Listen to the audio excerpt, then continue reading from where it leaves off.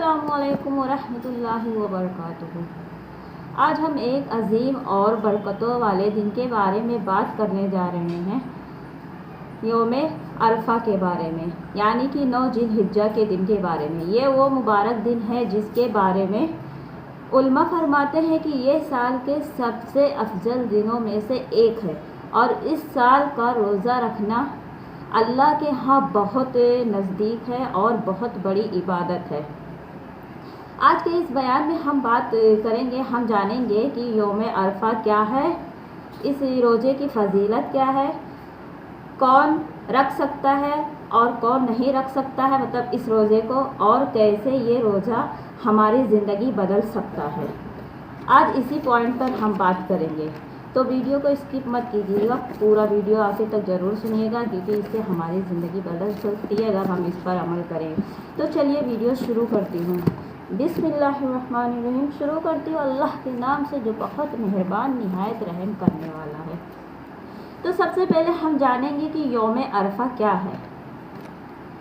यौम अरफा जिलहिज्जा की 9वीं तारीख के दिन जो दिन होता है, मतलब कि जिलहिज्जा की जो 9वीं तारीख होती है उस दिन को यौम अरफा का दिन कहा जाता है।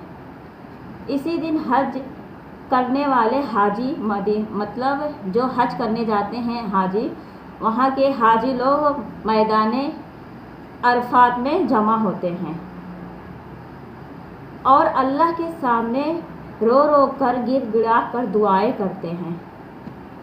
लेकिन जो लोग हज पर नहीं जाते या हज पर नहीं गए, उनके लिए अल्लाह ने बहुत बड़ा तोहफ़ा दिया है यौम अरफा का रोज़ा। हम घर बैठकर भी अल्लाह के राह में और गुनाह की माफ़ी हासिल कर सकते हैं। यौम अरफा के रोज़े की फ़जीलत क्या है, हम जानेंगे। पॉइंट नंबर 2 है कि यौम अरफा के रोज़े की फ़जीलत क्या है। हदीस शरीफ में आता है कि रसूल करीम सल्लल्लाहु अलैहि वसल्लम ने फरमाया है कि जो भी यौम अरफा का रोज़ा रखता है तो अल्लाह सुब्हानहू तआला उसके 1 साल के गुनाह या फिर उसके 1 साल के बाद के गुनाहों को कफ़ारा करने का मैं यकीन रखता हूँ, उम्मीद करता हूँ कि अल्लाह सुब्हानहू तआला उसके 1 साल के पहले और 1 साल के बाद के गुनाहों को माफ़ कर देता है। तो कितनी बड़ी बात है ना। तो यौम अरफा का एक दिन का एक रोज़ा हमारे लिए कितना बड़ा फ़ायदेमंद साबित होता है। अब पॉइंट नंबर 3, ये रोज़ा क्यों इतना ख़ास है। ये दिन अल्लाह के बहुत करीब है क्योंकि इस दिन अल्लाह अपने बंदों पर ख़ास रहमत की नज़र फरमाता है। उलमा फरमाते हैं कि इस दिन सबसे ज़्यादा लोग जहन्नुम से आज़ाद किए जाते हैं।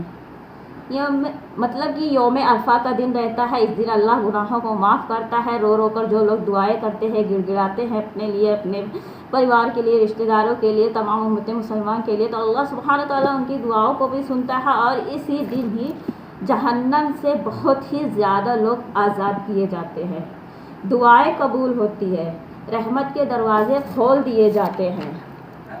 अगर कोई इंसान सच्चे दिल से तौबा करता है, नमाज पढ़े और रोज़ा रखे तो अल्लाह उसकी ज़िंदगी बदल सकता है। पॉइंट नंबर 4, कौन यौम अरफा का रोज़ा रखे, मतलब कि यौम अरफा का रोज़ा कौन रख सकता है। जो लोग हज पर नहीं हैं उनके लिए ये रोज़ा रखना अफजल है, लेकिन जो लोग हज पर गए हैं वो इस रोज़ा को ना रखें क्योंकि इसका मकसद ये है कि जो लोग हज पर हैं, इबादत कर रहे हैं, अल्लाह से दुआएं करेंगे ताकि उनके इबादत में, उनके नमाज़ों में, दुआओं में कोई भी मुश्किल और परेशानी ना पड़े और अपनी इबादतों को वो बेहतर तरीके से कर ले, अल्लाह से राज़ी कर ले, अल्लाह से दुआएं करे। इसलिए वो इस दिन का रोज़ा नहीं रख सकते हैं, इसीलिए कहा जाता है कि हाजी लोग इस दिन को रोज़ा ना रखें। अब पॉइंट नंबर 5, इस दिन क्या करें।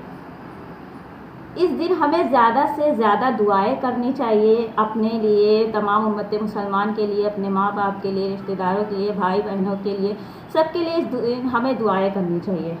और नंबर 2, इस्तग़फ़ार करना चाहिए।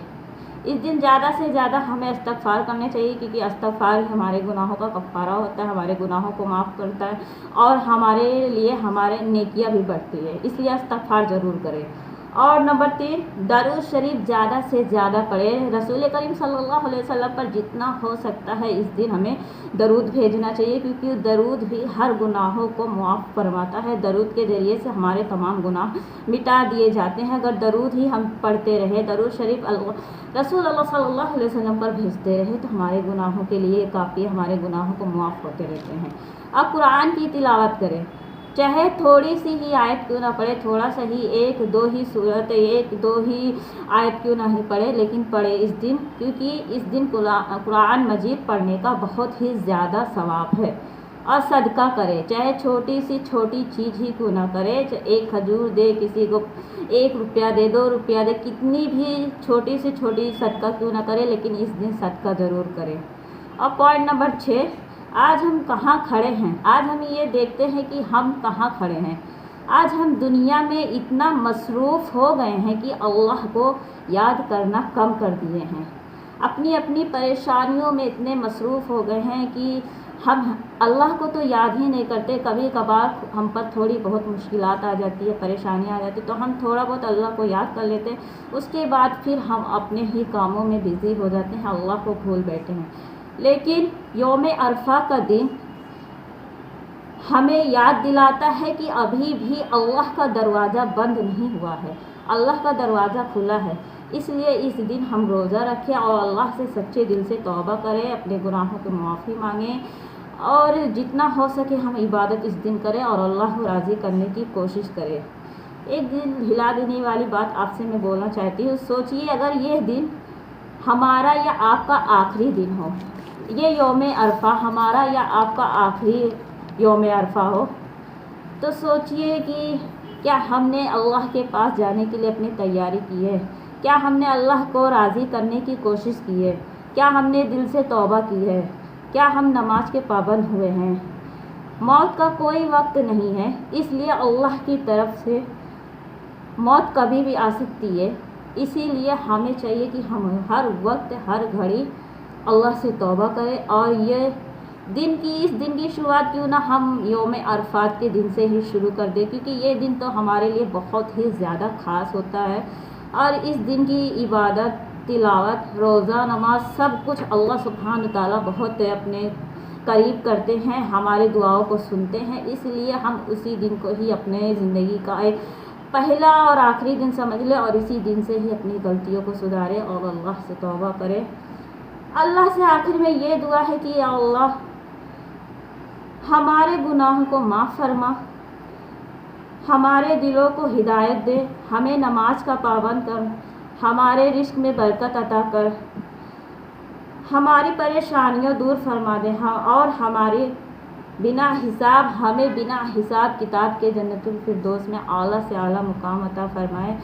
آمین یا رب العالمین۔ آپ لوگ کامنٹ میں ضرور آمین لکھتے ہوئے جائیے گا، کیونکہ نہ جانے کس کی آمین اللہ کے بارگاہ میں قبول ہو جائے اور اللہ کس کی دعاؤں کو سن لے، اس لیے آمین ضرور لکھتے ہوئے جائیے گا، اور اس ویڈیو کو زیادہ سے زیادہ لوگوں تک ضرور شیئر کیجیے گا، تاکہ لوگوں کو بھی اس دن کا پتہ چلے اور وہ بھی اللہ کو راضی کرنے کی اس دن میں زیادہ سے زیادہ تلاوت کرے، زیادہ سے زیادہ عبادت کرے، اللہ کو راضی کرے۔ اس لیے ضرور شیئر کیجیے گا، اور آپ سے ایک ریکویسٹ ہے کہ آپ میرے چینل پر پہلی بار آئے ہیں تو میرے چینل کو سبسکرائب کرنا بالکل بھی مت بھولیے گا، اور اگر فیس بک پر دیکھ رہے یا سن رہے تو میرے پیج کو ساتھ میں فالو بھی ضرور کیجیے گا۔ تو تب تک کے لیے آپ سب اپنا خیال رکھیے گا، اپنے پریوار کا خیال رکھیے گا، آپ خوش رہیے گا، سب کو خوش رکھنے کی کوشش کیجیے گا، اور میری اور میرے پریوار کی طرف سے آپ سب کو عید الاضحیٰ کی بہت بہت مبارکباد ہو۔ چلیے دعاؤں میں یاد رکھیے گا، ملتے ہیں اگلے ویڈیو میں، اللہ حافظ۔